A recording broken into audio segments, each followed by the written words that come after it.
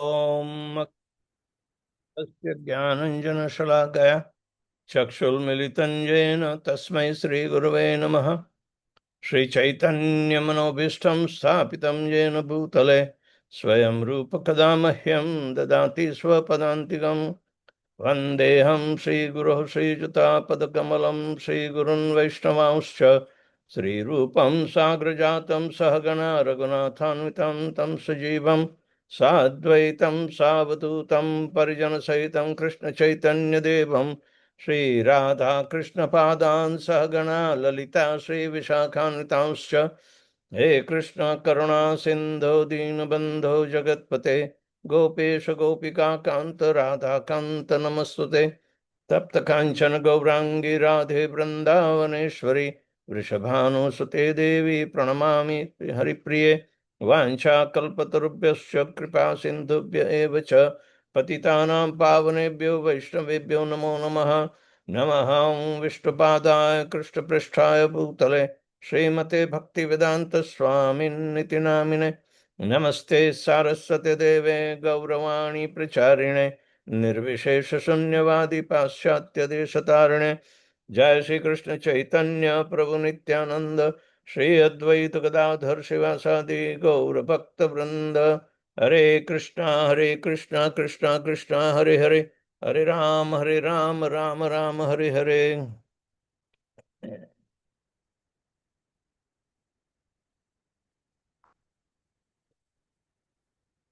Sitaradya was writing something.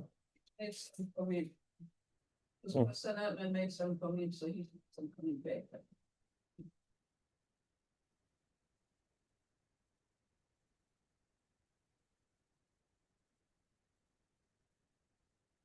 Yeah, he's replying to Sanatman.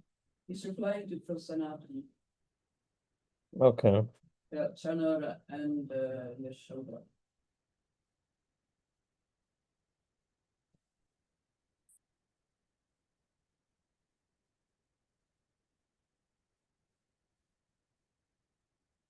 So, yesterday and day before yesterday, we saw elaborately how Srila Prabhupada is encouraging his followers to follow this cardinal rule, which is called Paribhasha Sutra of Pure Devotional Service of Rupa Goswami. अन्याभिलाषिदाशून्यं ज्ञानकर्मादनावृतम् आनुकूल्येन कृष्णानुशीलनम भक्तिरुत्तमा. And it becomes a siddhanta, the perfection, if we simply concentrate on this verse and so many other applications that Prabhupada himself gave the meanings, that anyabhilashata shunyam is without desires other than those for service of Krishna, or without material desires, such as those of meat eating, illicit sex, gambling, addiction to the intoxicants. So, four regulative principles are unwanted things in our life. They are not favorable. So, do not desire those. That is anyabhilasha. So then Gyan means the knowledge of the philosophy of the monist Mayavadis. Karma by fruitive activities. Adi means artificially practicing detachment. Adi means other also. So by mechanical practice of yoga, by studying the Sankhya philosophy and so on, anavrutam, not covered, anukulyena, favorable, Krishna anusilanam, cultivation of service in relationship to Krishna, and bhakti uttama, first class devotional service. So this particular saying that Adi means artificially practicing detachment by mechanical practice of yoga or by studying Sankhya philosophy. What it means that we do not have to enter. We know the system, that's okay. But at the same time, the knowledge is not to be applied because it will be a waste of time, because the Kali Yuga is not favorable. And we will not be able to achieve the perfection.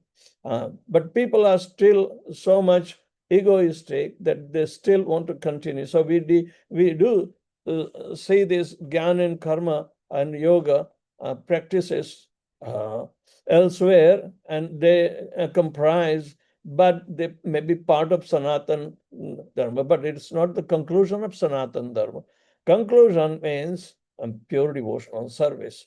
So those who are engaged, we believe in Krishna, but we also want to understand Sankhya philosophy or the impersonalism and this and that, which is a waste of time. Prabhupada simply says, Shrama eva hi kevalam dharmos anusthishta punsam visvakshena kathasuya notpade yadi ratim shrama eva hi kevalam. In our performance of even the regulated principles, if the purpose is not the satisfaction of Lord Vishnu, then it becomes a useless labor. So this Sankhya philosophy, this not of Kapil Dev, that is pure devotional service, but Sankhya of atheistic Kapila, impersonalism, and other related subjects, they are not meant for devotees. They are not meant for devotees. They should not be affected by.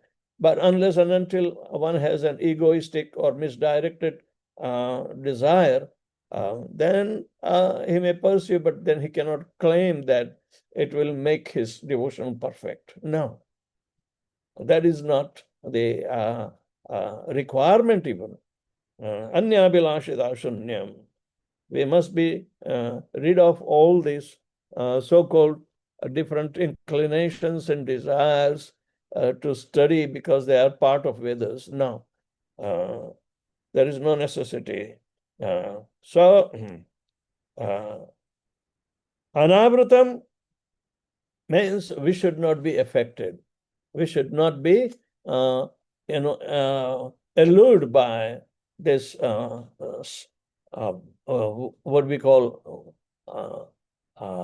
not devotional subjects. Then they should not be part of our attraction. Gyan and karma, expertise. So that is not required. Only our criteria: perform devotional service which is favorable to Krishna only. So when the first class devotional service develops, one must be devoid of all material desires, knowledge obtained by monastic philosophy, and fruitive action. The devotee must constantly serve Krishna favorably as Krishna desires. This is in Chaitanya Charitamrita Madhya Leela, 19th chapter, 167th verse is that. So that also reminds us that without consideration, if we follow the simple instructions of Srila Prabhupada, straightforward, verbatim as it is, we are secured to enter into pure devotional service. All right. So,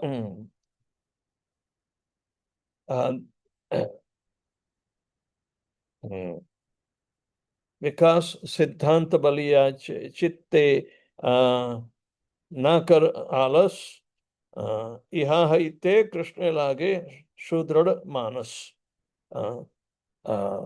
Because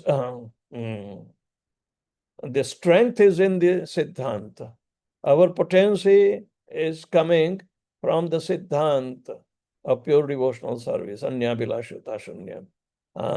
And therefore, we should not become callous to it. And we should always become proactive and promote it even, and perform in the same manner. Then we will be able to inspire. I think why ISKCON is spreading? There must be this element still alive in the devotees who are spreading Krishna consciousness. So this is the direct proof. Krishna Shakti vina nahi tar pravartan. Without the potency of Lord Shri Krishna, one cannot expand even this movement. And Prabhupada tells us to rest assured and try to observe and inspire to get the potency of the Lord by associating with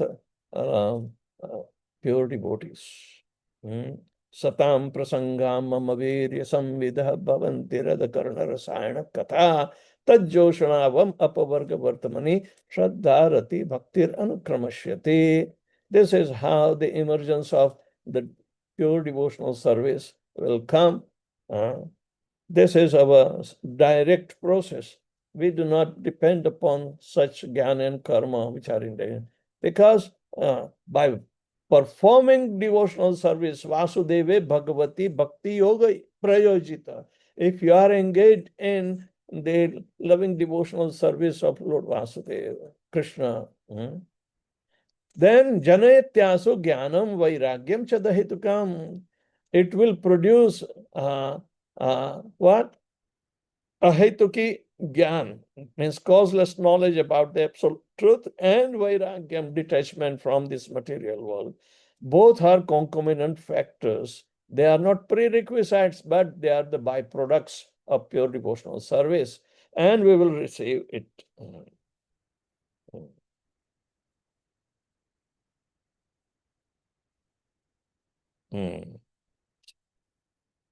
So we start with primary characteristics of pure devotion. In the Nectar of Devotion, Srila Prabhupada describes the primary characteristics of pure devotion. The first-class devotional service is known by one's tendency to be fully engaged in Krishna consciousness, serving the Lord favorably. That is given in Nectar of Devotion, introduction, page 11.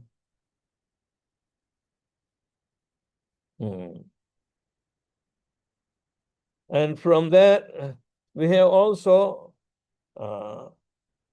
proceeded a little bit ahead, but I would like to recap.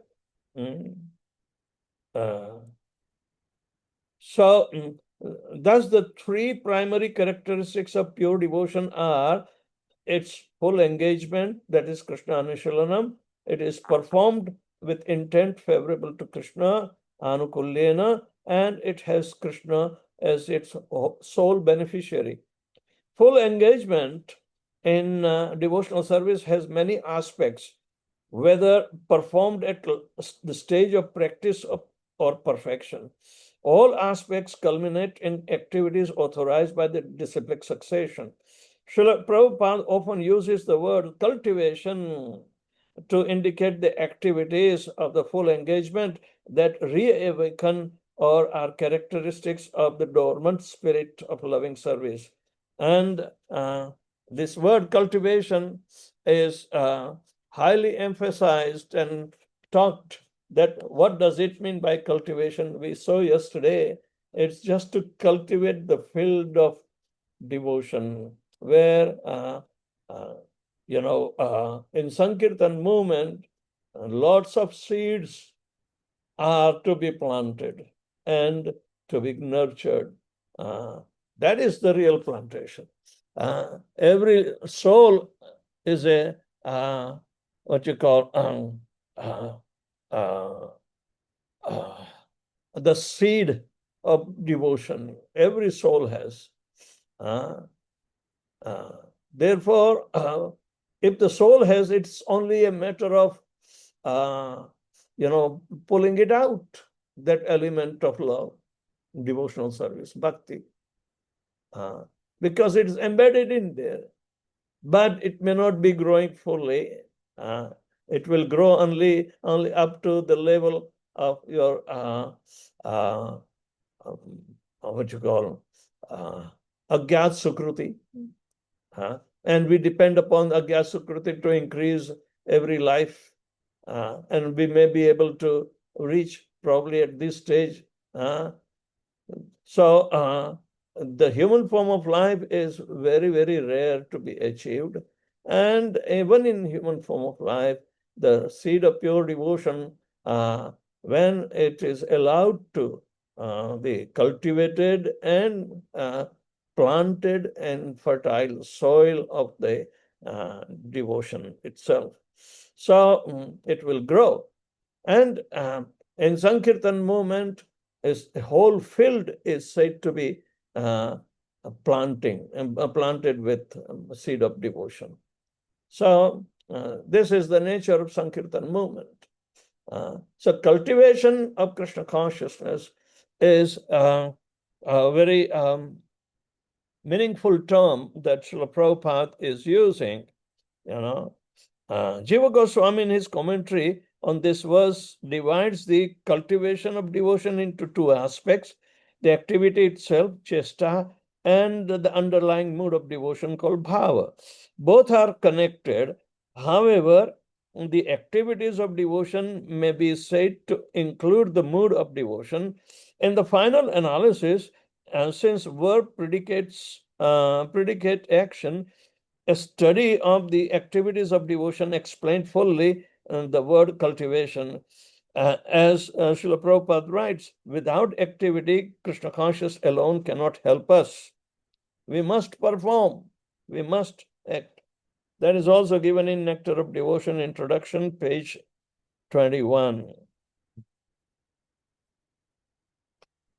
There are two sides of the cultivation of the activities of devotion: accepting activities that are favorable, pravritti, and rejecting the activities which are unfavorable, nivritti. Anukulyena Krishnanushalam. But pratikulasya varjanam.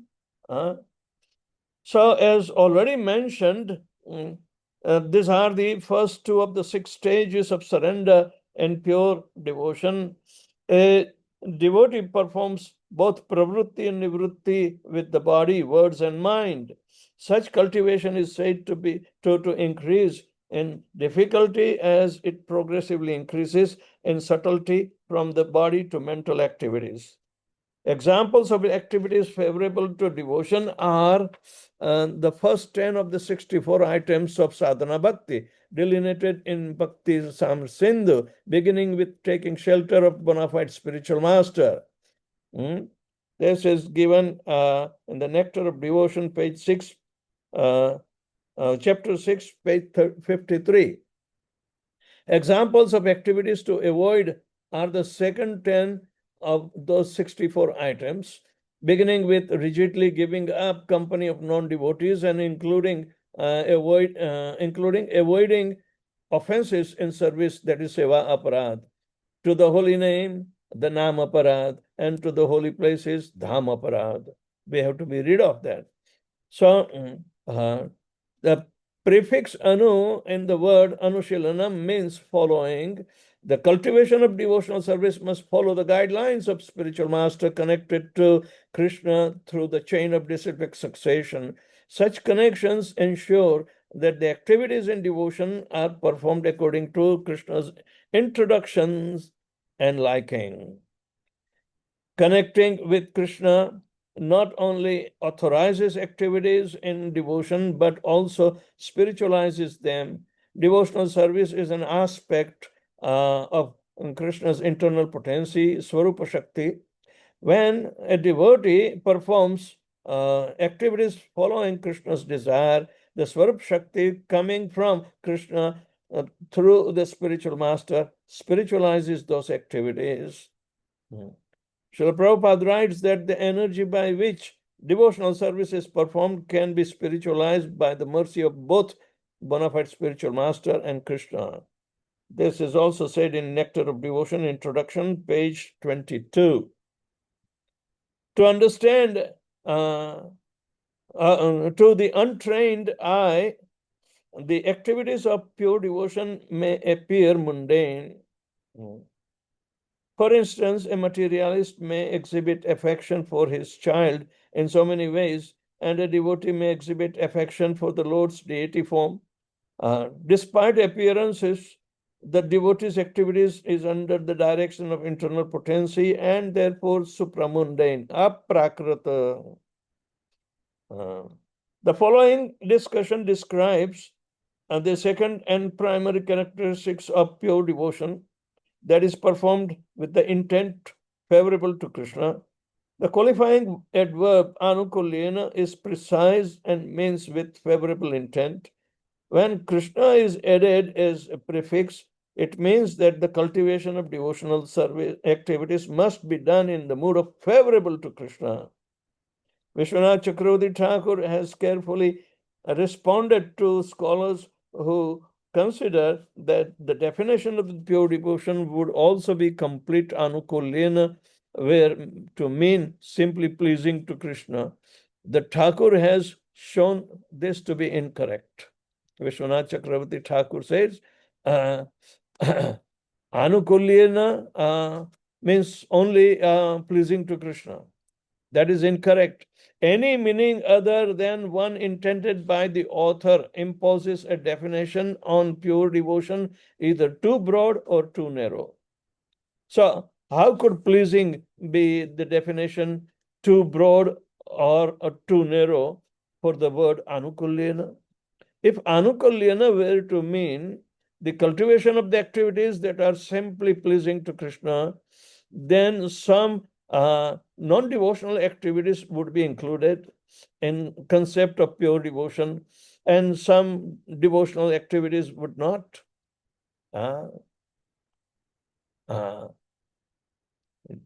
Anybody has any example of the word pleasing is to be used by some suggestion which Vishwanath Chakravarti Thakur denies it, it's incorrect. So what kind of activities they can be, termed as Krishnanukulena, pleasing to Krishna, then some non-devotional activities. So do you know any example? Here the wrestler Chanur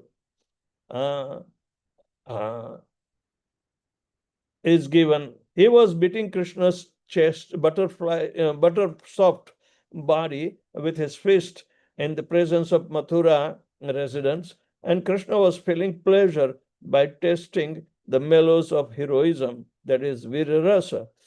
Not Virarasa of Charuna, but Virarasa of himself he was enjoying, that he was able to tolerate the big blows on his chest.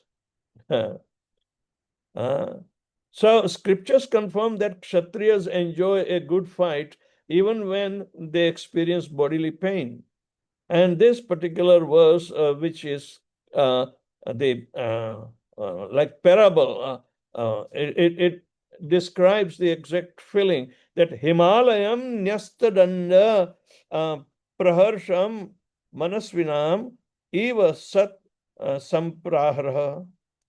The Himalayan mountain are the delight for those who have accepted the staff of renounced order, like fighters who have accepted a good lashing from the enemy. It's not defeat. Pandavas were victorious, but they were resolved in their pursuit. They timely retire, taking sannyas dand and go towards Himalaya to disappear. So they were victorious, and they have already rejoiced their victory over the evil Duryodhan with the help of Krishna. But at the same time, they know that it is time to retire when Parikshit became capable to handle. So they do not back out. Even Krishna has helped them, favored them, established them as the king of the world, Rajasuya sacrifice was done in presence of Krishna. So many things establishes as if they are immortals. No. Yudhishthir and all the brothers, including Draupadi, followed the path of renunciates. So that is called Nyastadanda. Because they have the power of danda, they are not afraid to give their body up when the time has arrived. They do not want to extend. Do you think you go to Himalaya to extend your life? No. You may go to Haridwar at the bottom, but you do not climb the Himalayas with a danda and fearlessness. Prabhupada went to Haridwar, Rishikesh, just to get a better health. Who goes up on the Himalayas to get better health? Yes, spiritual health, and to let the body fall on the account of those circumstances of tolerance. So they are so much courageous to take the Nyastadanda to travel. And people are, so-called sadhus, they do not go much high on the altitude to, melt out their bodies. They are hiding in the caves at the lower level, only at the level where the Ganges flow.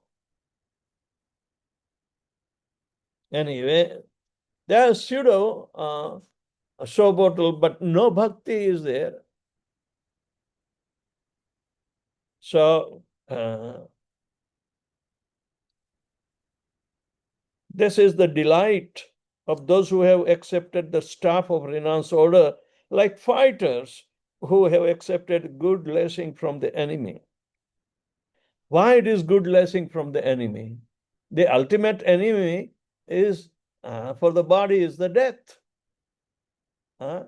So they know from the beginning that they voluntarily have to give up. Why don't they expedite to give up their body? You cannot expedite. Himalaya is the best way to expedite giving up the body, but you have to go on higher altitudes. There is a path of Pandavas trade. That's called Svargaron. Why they go to Svarga? Not directly back to Godhead? Can anybody answer? Hello? They were pure devotees.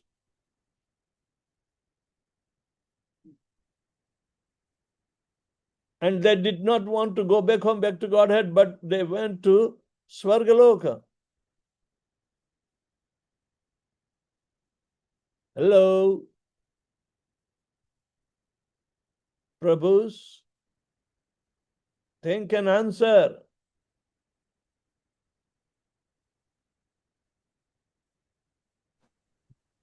Gurudev, did they have still some karma left that they had to get to Swargalok to?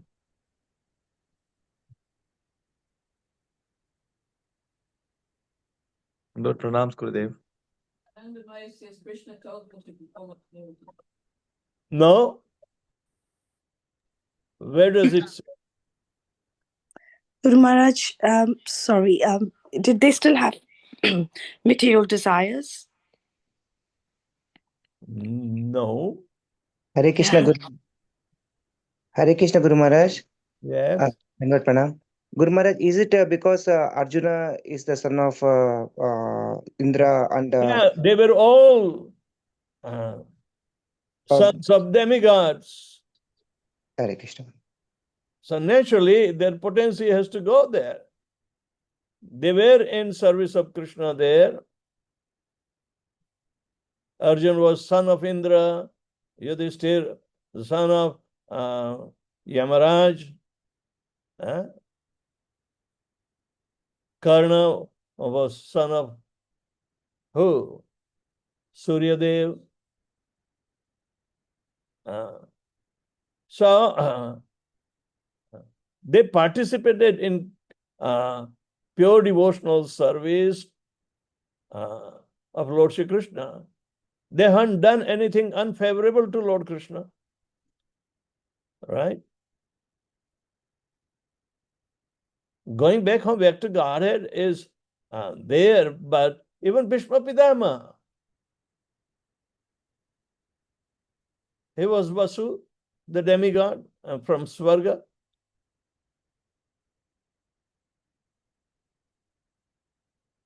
So they have to, go first where they came from. And they are willingly participating in Lord Krishna's desire to execute different interactions Krishna designed. I mean, by that sense, there are some easy services like Yudhishthir, Arjun, Bhimsen, Nakul, Panch Pandav, but Karna has a very difficult service to render. To get insulted all the time and ultimately to be killed by Arjun in a treacherous way, because Krishna's desire was there.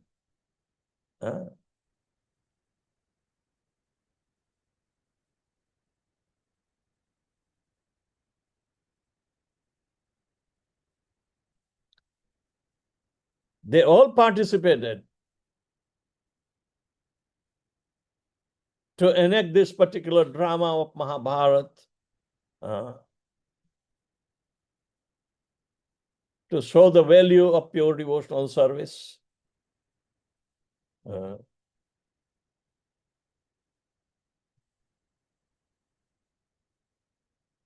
that's like when the sons of Devaki and Vasudeva got killed. They were also doing a service to Krishna by coming and getting killed.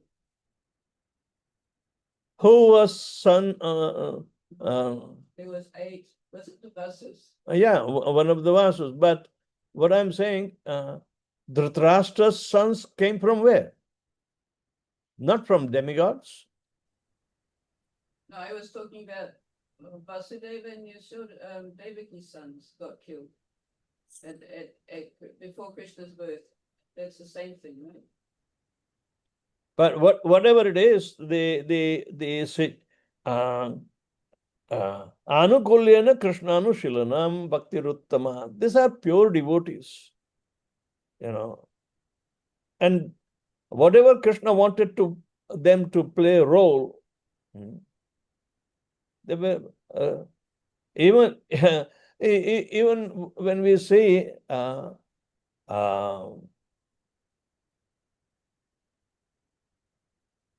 those who have come to material world to play the role, like Hiranyaksha, Hiranyakashipu, they were all pure devotees. They were,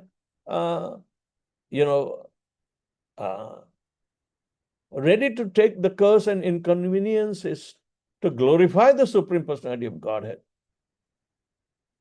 They have resolute shelter of Lord Shri Krishna, that even the Pandavas were from time to time, put into difficulties by Duryodhana. They were always saved. So, Rakhe Krishna mare Krishna rakhe kon. This is called favorable service.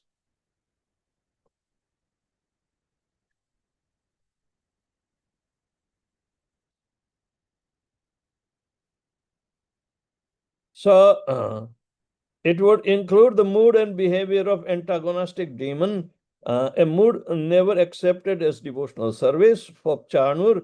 Surely he did not intend to please Krishna. So semblance will be there. An example of an interpretation that would be too narrow concerns Mother Yashoda. This is a little intriguing. Let's understand this. She once stopped breastfeeding Krishna in order to attend milk boiling over on the stove. Krishna, being displeased with his mother, bit his lips, trembled, and began to cry. The Bhagavatam affirms, being very angry and biting his reddish lips and with his teeth, Krishna, with the false tears in his eyes, broke the container of yogurt with a piece of stone. Then he entered a room and began to eat freshly churned butter in a solitary place. This is in Srimad Bhagavatam, 10th canto, 9th chapter, 6th verse. Again, if we were to accept the meaning of anukulyena as pleasing, then the definition of pure devotion would be too narrow. Krishna's feigned displeasure would exclude Mother Yashoda's pure loving service to Krishna. Her only intention was to please him. In other words, it is not correct to describe anukulyena as simply pleasing to Krishna. The word must mean with intent to please Krishna. As clear as this logic is, the die-hard critic may still argue, accepting that anukulyena means with a favorable attitude, which is the same as saying in the absence of unfavorable attitude.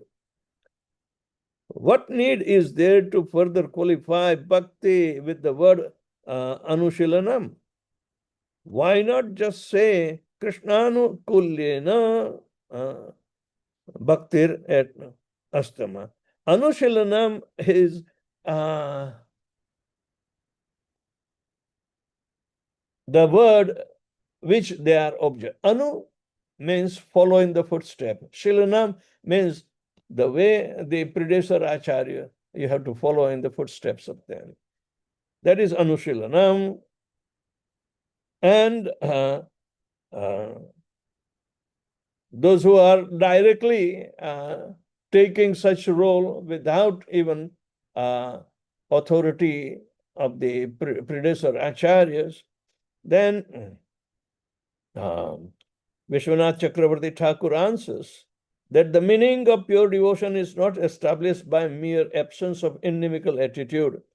A clay pot has no animosity towards Krishna, but because it has neither a service mood nor active service, one can hardly say it has pure devotion. The clay pot which Krishna broke is personified here. One last point on anukulyena, Srila Prabhupada and his predecessors concur that because Krishna's devotees and paraphernalia are integral to Krishna's service, service with the intent to please them also constitute pure devotion. Nectar of Devotion, introduction page, and 23rd, page number 23rd. One last point, that was that anukulyena means Prabhupada and his predecessors concur that because Krishna's devotees and paraphernalia are integral to Krishna's service, even Krishna's devotees are called tadiya or the paraphernalia. It comes under in Bhakti Rasa Amar Sindhu itself. We studied that long time back. Aradyas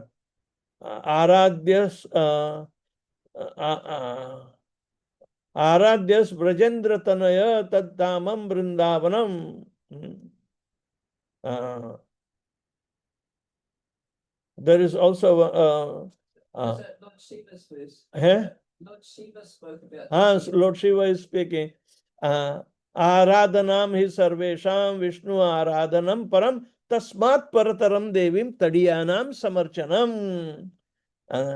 Tadiya means the devotees who are worshipping the Lord. They are also paraphernalia of Lord.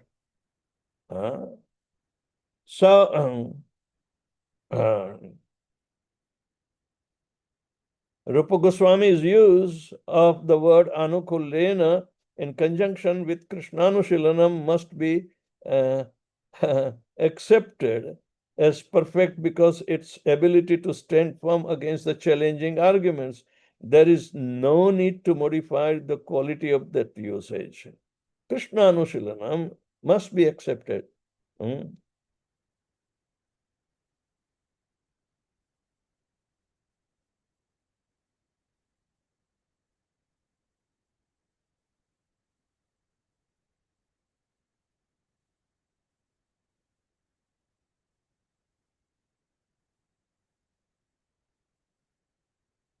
Now, devotion to the son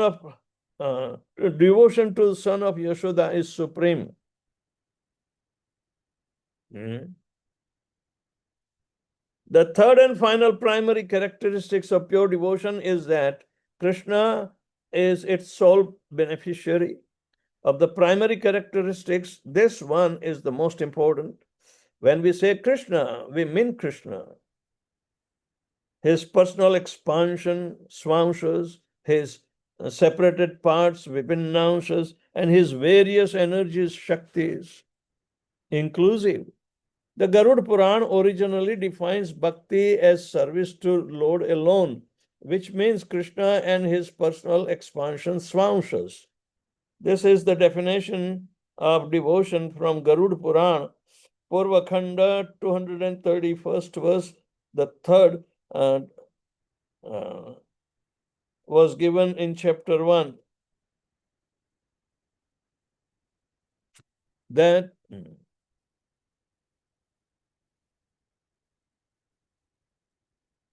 but when the devotees engage in exclusive service to Krishna by their connection with him, they also become eligible to receive pure loving devotion.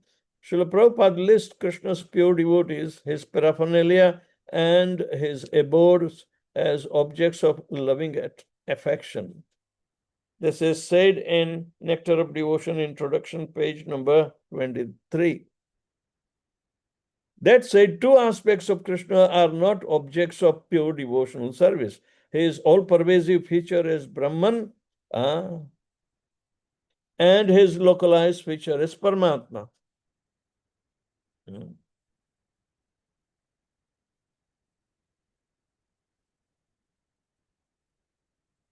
They are not objects of pure devotion. One realizes Brahman by spiritual knowledge in the philosophical process of eliminating the mundane neti, not this, not that. Brahman consists only of the existence of Sat, feature of the Godhead, and it does not include his features of Chit, knowledge, and Ananda, bliss. By definition, then the Brahman is devoid of personal qualities and therefore cannot be an object of service. Four-armed Paramatma is object of meditation on the paths of Ashtanga Yoga, Hatha Yoga, and Raja Yoga. Although this meditation contains some attributes of devotion, it is not pure because Paramatma manifests only the qualities of existence and the knowledge, not the essential feature of bliss. Furthermore, the Paramatma aspect is not the eternal form of Godhead. It is functional, relate more to displaying the external energy than to internal potency, and he does not display all the variegated characteristics of transcendence. Thus, he is also the object of pure devotion. He is not the object of pure devotion. The Supreme Personality of Bhagavan is the only feature of Godhead to whom Uttam Bhakti flows. Juxtaposition of Krishna and Anushilanam implies that confidential truth that the favorable cultivation of activities to please Krishna is topmost, that is Uttama. This means that from the point of view of transcendental melos, rasa, and pure devotion shown to Krishna by his devotees is superior, Uttama, to that shown to Krishna's swamsas, expansions by their devotees. True pure devotional service is abundant in the countless Vaikuntha planets, where the Lord Narayan, eternal associates, adore him in the forms such as Nrsimha and Vaman.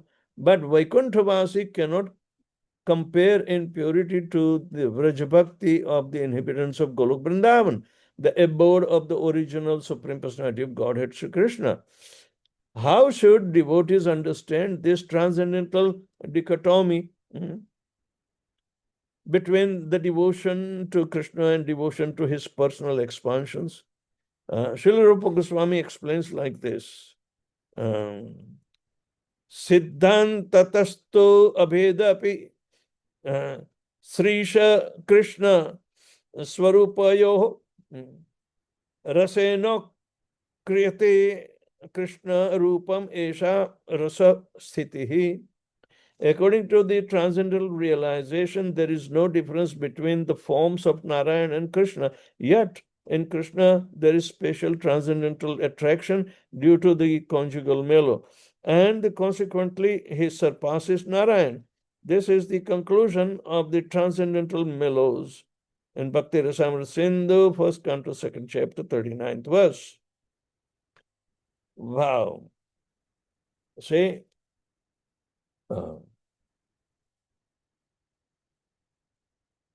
there is no difference between the forms of Narayan and Krishna. Yet Krishna is there, a special transcendental attraction due to the conjugal melo. And consequently, he surpasses Narayan. That's said in Bhakti Rasamrita Sindhu, 1st canto, 2nd chapter, 59th verse. To further substantiate the above statement, Rupa Goswami has made a careful study of the qualities of the Supreme Lord. This study reveals that in total, Lord Narayan has 60 transcendental qualities and Krishna 64. The additional 4 extraordinary qualities unique to Krishna testify to the supreme sweetness and to the supremacy of the pure devotional service to him. These 4 qualities are wonderful pastimes, Lila Madhurya, the unique loving exchange with the Vrajvasis, Prema Madhurya, his flute playing, Venu Madhuri, and his extraordinary beauty, Rupa Madhuri. A strong evidence of the superiority of these qualities is that by their influence, even Lakshmi Devi, Narayan's eternal consort, always desires Krishna's company. This is spoken in Srimad Bhagavatam, 10th canto, 29th chapter, 36th verse. Wow. There is no difference between Lord Narayan and Lord Krishna. But by attributes, the transcendental qualities, Narayan has only 60, while Krishna has 64. These 4 are very essential to remember. They are very pleasing. Madhuri, Lila Madhuri, Prema Madhuri, Venu Madhuri, and Rupa Madhuri. They are all excellent, surpassing even that of Narayan. The internal potency Swarup Shakti has 2 aspects: complete opulence, Aishwarya, and supreme sweetness, Madhurya. When the complete opulence dominates the internal potency, Lord appears as Narayan. And when the supreme sweetness dominates, he appears as Krishna. Can you understand this, Prabhus? The difference is in the Swarup Shakti qualities, Aishwarya and Madhurya. Aishwarya is with Lord Narayan, but Madhuri, all the Madhuris are with Lord Krishna. Shri Krishna, okay. The divine opulence invokes Vaikuntha Bhakti, also known as Vaidhi Bhakti, and divine sweetness invokes Vraja Bhakti, also known as Ragatmika Bhakti. Later chapters will show that there are two types of Vaidhi Bhakti or regulative devotion, and one that leads to the Vaikuntha planets, and another practiced by ISKCON members that lead to spontaneous devotion in Goloka. So, Prabhus, your path is chalked out. But then only thing is that ye yatha mam prapaddante. Only yatha and jatha is remaining. In the degree of our surrender, Krishna reciprocates. So why not full surrender within this lifetime?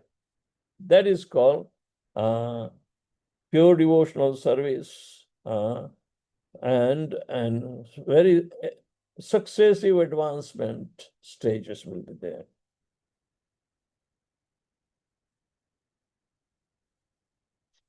So here a question arises, since complete opulence accompanies the Lord in the material world, and with only one exception in all the planets of the spiritual world, it is not complete opulence, Aishwarya, preeminent? The answer to this question is on an emphatic no. Emphatic no. Despite the predominance of the complete opulence almost everywhere, the Lord appears in the presence of the supreme sweetness. The charm of Aishwarya is completely eclipsed. Lord Chaitanya substantiated the supremacy of Krishna's sweetness in a conversation with the great devotee of Lord Narayan, Venkata Bhatta, by citing the gopis' behavior with Lord Narayan's presence. What was there? In Chaitanya Charitamrita Madhya Leela, 9th chapter, 147 to 50th verses. Gopinam Pashupendra Nandana Jusho Bhavasya Kastam Kriti Vignatum Kshamate Duruha Padavi Sancharinam Prakriyam Avishkruvarti Vaishnavim Apitanum Tasmin Bujairi Jishnubhir Yasam Hanta Chaturbhir Adbhut Ruchim Ragodaya Kunchati. Once Lord Krishna playfully manifests himself in the form of a very beautiful four-handed Narayan. When the gopis saw this exalted form, however, their ecstatic feelings were crippled. A learned scholar, therefore, cannot understand the gopis' ecstatic feelings, which are firmly fixed on the original form of Lord Krishna as the son of Nanda Maharaj. The wonderful feelings of the gopis in ecstatic paramaras with Krishna's constitute the higher or the greatest mystery in the spiritual life. This is in Lalita Madhav Natakam, Act 6, scene number 1, text number 54. If you remember the similar story, that in the Rasa dance, Krishna took Radharani and disappeared, and gopis became mad, and they were asking every creeper, bumblebee, and talking to every living entity, have you seen our dearmost Krishna? Where did he go? The gopis were progressively all around, even Giriraj. So they say the Rasa dance was performed at Chandra Sarovar, and Krishna disappeared with Radharani. Chandra Sarovar is on the Sonk Road, which is about 12 kilometers or so. But right after 1 kilometer from Chandra Sarovar, there is a little village called Petha Gaon. No? Petha Gaon. The village is called Petha. Now, how this name came about? So gopis came looking for Krishna to every creeper, and Lord Narayan thought, let me test them. So he hid his four-handed form into a very hollow of a kadamba tree. Okay. So his intention was to surprise gopis. Okay. And when gopis came nearby, he appeared and wanted to give surprise. But gopis were not surprised, you know. So Narayan has audacity to go near them and ask, what are you doing? Who are you looking for? But the gopis retorted, are you lost? This is not your place. You should go to Vaikuntha. Don't bother us. As if you are all-knower. And gopis ignored Lord Narayan. So Narayan became very, very angry. So he gave a big kick to that kadam tree where he was hiding. So kadam tree bent down. So when you kick in local language, it's called et mari. Et. So etha kadam petha gaon. This the village is known by Petha because Lord Narayan kicked that kadam, and by the neglect of gopis, he became angry. You know, gopis had nothing to do with Lord Narayan. You know, actually, he said, you got lost your way, you came here, other way around. They knew, but they had no relationship with Lord Narayan, even though he is the same Supreme Personality of Godhead. But that feature, you know, Krishna is always surrounded by his the friends and devotees. He's never alone. But this Narayan is alone most of the time.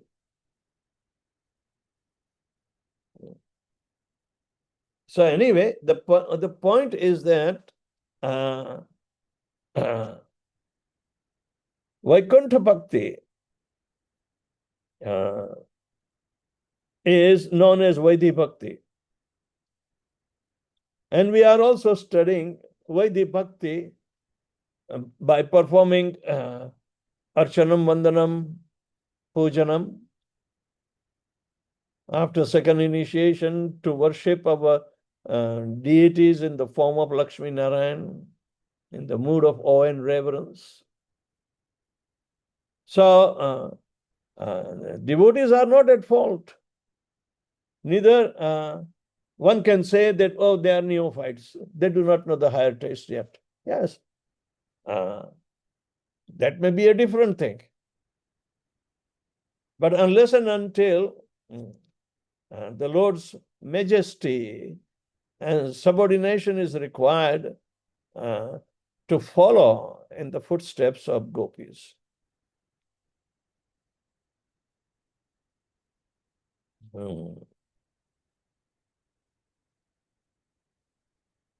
Thakur Bhakti Vinod submits a wonderful way to taste the superiority of sweetness of Krishna's consciousness over the opulent devotion to Lord Narayan. He says, dear devotees, just have deliberate, once deliberate on the supreme opulence, and then lovingly bring the sentimental of supreme sweetness, sentiments of supreme sweetness into your hearts. By doing so, you will understand the truth. Just as the rising sun consumes the moonlight, so the rise of supreme sweetness in a devotee's heart overwhelms the taste of the supreme opulence. This is how, from majestic aspect to loving aspect, is being progressed. Again, Bhaktivinoda Thakur advises us, dear devotees, just once deliberate on the supreme opulence and then lovingly bring the sentiments of the supreme sweetness in your hearts. Supreme opulence you do not deny, but at the same time, the supreme sweetness is expressed by your purified sentiments. That will bring, the love aspect. By doing so, you will understand the truth, the ultimate truth. Satyam Param Dhimahi is love of Godhead.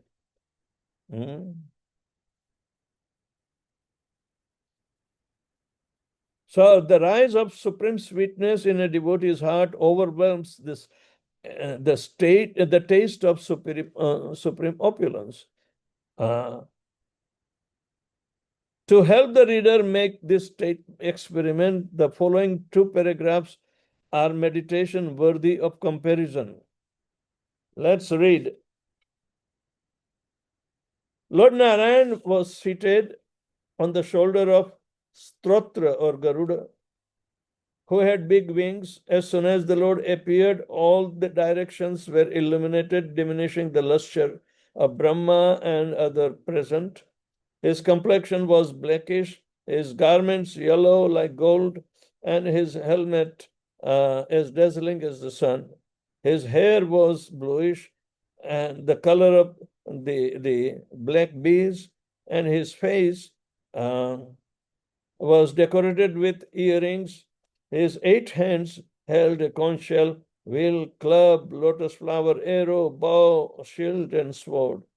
And they were decorated with golden ornaments such as bangles and bracelets. His whole body resembled a blossoming tree beautifully decorated with various kinds of flowers. This is in Srimad Bhagavatam, 4th canto, 7th chapter, 19 and 20 verses. And the wearing a peacock feather ornament on his head, blue karnikara flowers on his ears, and a yellow garment as brilliant as gold, and the Vaijanti garland. Lord Krishna exhibited his transcendental form as the greatest of dancers as he entered the forest of Vrindavan, beautifying it with the marks of his footprints. He filled the holes of his flute with the nectar of his lips, and the cowherd boys sang his glories. This is in Srimad Bhagavatam, again 10th canto, 21st chapter, 5th verse is there. So, seen through the eyes of the transcendental realization, Siddhanta, pure devotion means the service rendered to Krishna and his personal expansions. Seen through the eyes of the transcendental mellows, Rasa Tattva.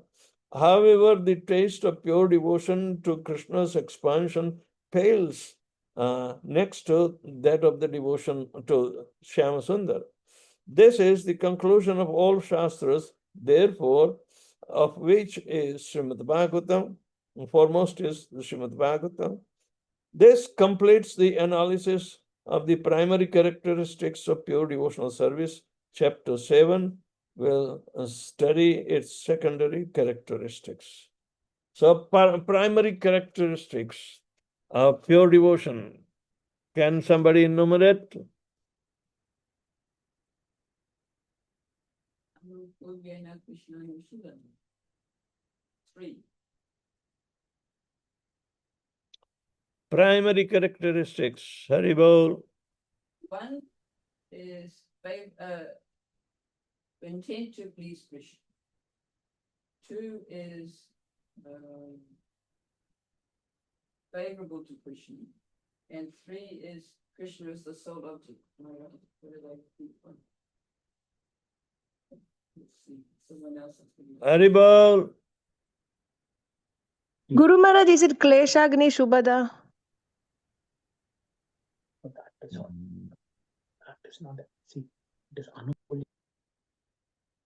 Characteristics. Sheelanam and Hare Krishna Guru Maharaj, please accept Yeah. my humble. Anukulyena Krishna Anushilanam. That Yes. is so those are 2 of them, Anukulya and Krishna Anushilanam. And they are the primary characteristics. one more. Krishna is the sole object. And the one pointed devotion. 3 things. One.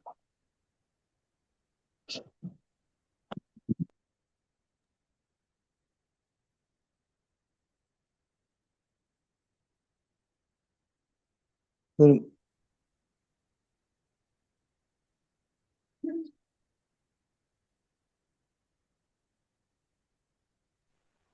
Hare Krishna Guru Maharaj, it is there in the first paragraph itself, the primary characteristics of pure devotion.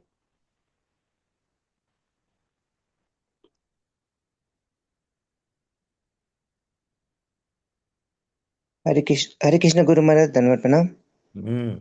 Is it a full engagement Krishna Anusilanam? It is performed with intense favorable Krishna Anukula Lena, and it has Krishna as its sole beneficiary. Coming closer. Is it Paribhasha Sutra, like saying that Krishna is the Supreme Personality of Godhead?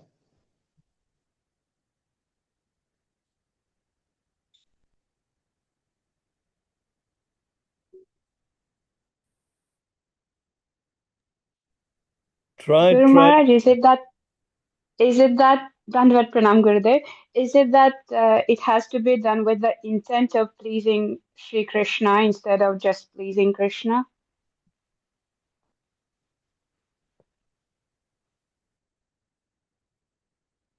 Ha!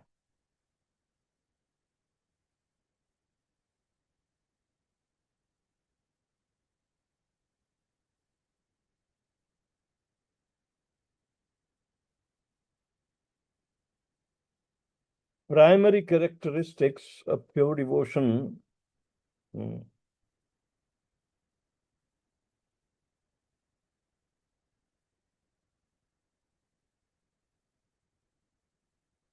Anukulyena Krishna Anushilanam. Anukul and Krishna Anushilanam. Both.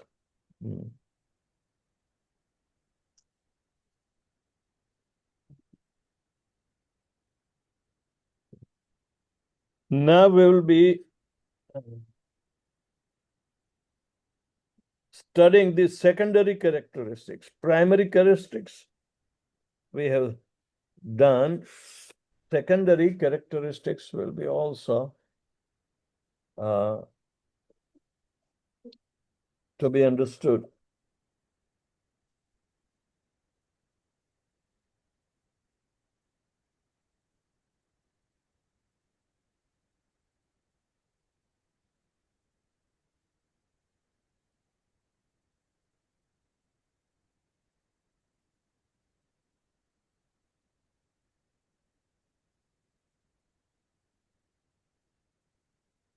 See,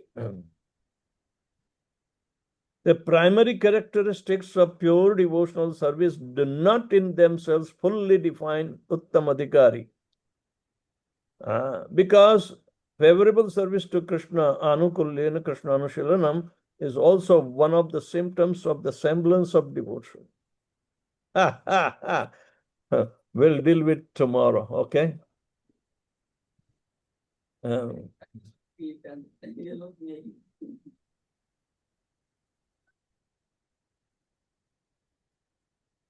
Anyabhilashita Shanyam Jnana Karmadana Vratam is the first one. This is primary. Then Anukulyena Krishnanushilanam will be the secondary. No, first those two are understood Lakshana of.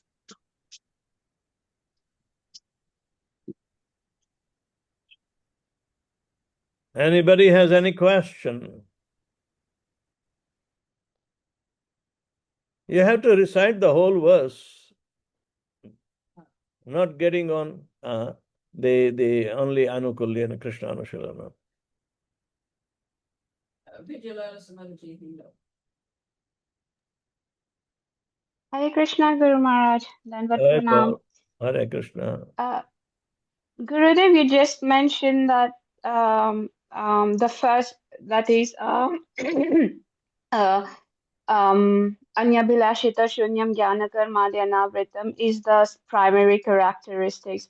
Isn't it the other way around? These are the secondary, right, Gurudev? It will come to clarify tomorrow. Okay, Guru Maharaj. And I also had, when Prabhuji just mentioned the three primary characteristics of pure Shuddha Bhakti, you said you're coming close. So can you please tell us what are the primary characteristics other than these three? That's all given. That is Anukul. We should concentrate only on the Paribhasha Sutra, which defines perfectly, the pure bhakti. So we have to expand the primary characteristics, and also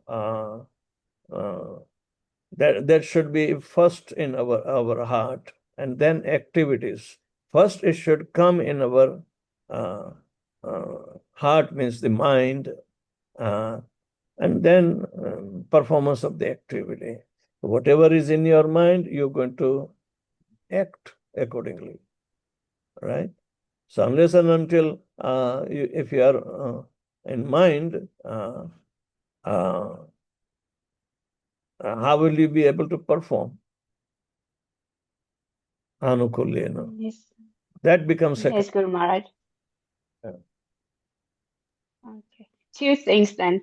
First is intent and then activity. We need to act upon it. That's correct. Okay. Thank you for clarifying, Guru Maharaj. Dandavat Pranam. Akhandade has his hand up. Akhandade. Hare Krishna, Guru Maharaj. Please accept my humble obeisances. Guru Maharaj, in the paragraph which Srila Bhaktivinoda Thakur says that just once deliberate on the supreme opulence and then lovingly bring the sentiments on the supreme sweetness. So my question is, Guru Maharaj, as we are worshipping the deities in the Aishwarya Bhav as Lakshmi Narayan, so should we worship the deities in the same way that, okay, when we Yes. put it in that bhav and then we change into Krishna's pastimes, like what would be the method, like correct way of? See, awe and reverence is the primary rasa, okay? But it is a Vaikuntha rasa. It is important to cultivate awe and reverence because the majestic aspect is there. Krishna, from say outside, is the majestic Nobody beats him. But Yeah. how to interact with him requires, completely a different approach. Yeah. So while worshipping the deity at home, when reverence is required, we cannot jump up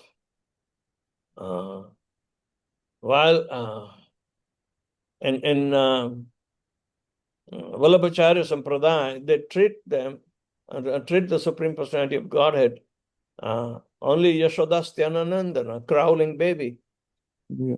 in form of Navnit Priyaji. These are the main deities. Srinathji is not their main deity, but it has become popular because is understood.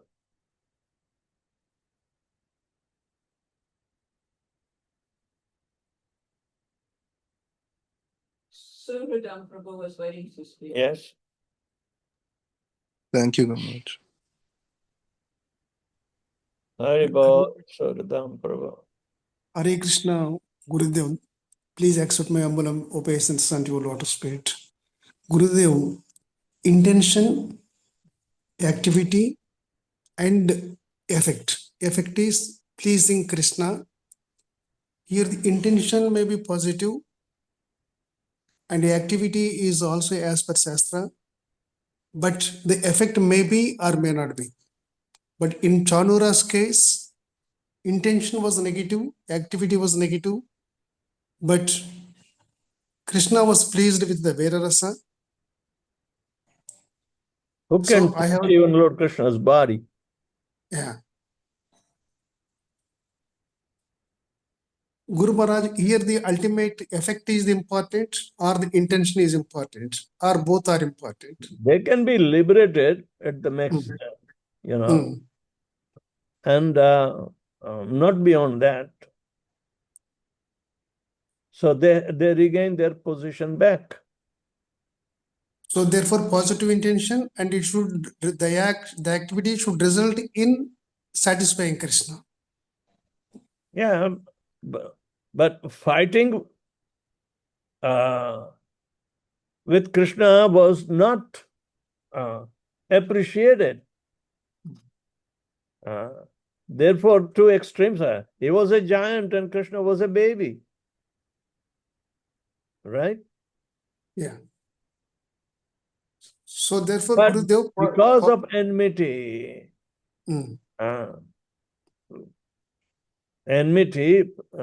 towards a small child, this big giant was not serving Krishna in favor. So therefore, Guru Maharaj, positive intention, positive action, and it should satisfy Krishna. When they were told to fight with Krishna, they took the order from Kamsa verbatim. They never thought that, now we will be liberated because Krishna is death personified. They were not ready to serve him. Okay, Krishna, kill us and make our day from this. No, there is nothing was explained. So naturally, this is animosity does not favor Krishna. Right. Right, Guru Maharaj, it's clear. So therefore, positive intention, positive action, and the one which satisfies Krishna is the most important. That's correct. Right. Thank you very much, Guru Hare Maharaj. Krishna. Hare Krishna. Anandamaya Prabhu wants a simple way of understanding what is awe and reverence. What's that? He wants you to explain simply awe and reverence. We can do tomorrow. Which particular point is saying? Awe and reverence. He wants to know what is awe and reverence. Awe and reverence. Awe means Ascharya. Reverence means subordination.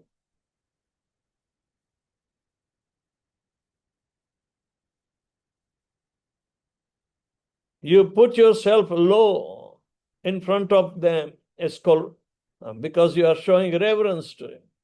But oh means, oh, you have not seen this kind of form before. So it becomes very, what is called Ascharya means amazing. Oh means amazement.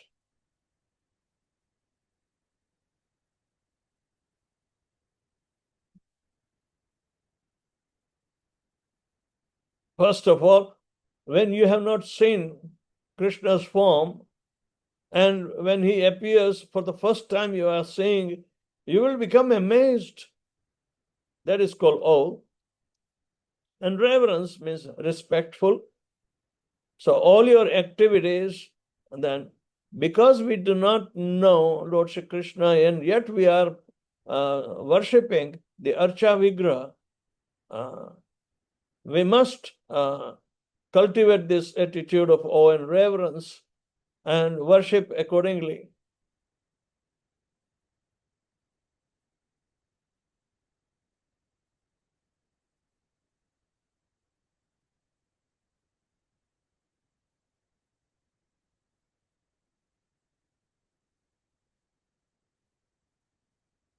The Sahajiyas do not care.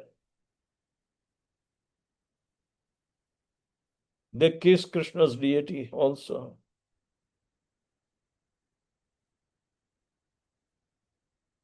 What intent is there?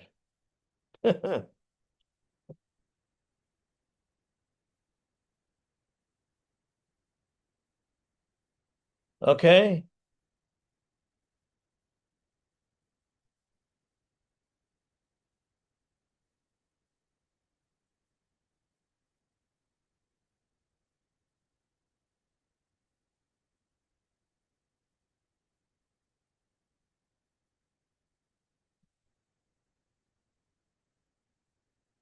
Thank you. He's got it.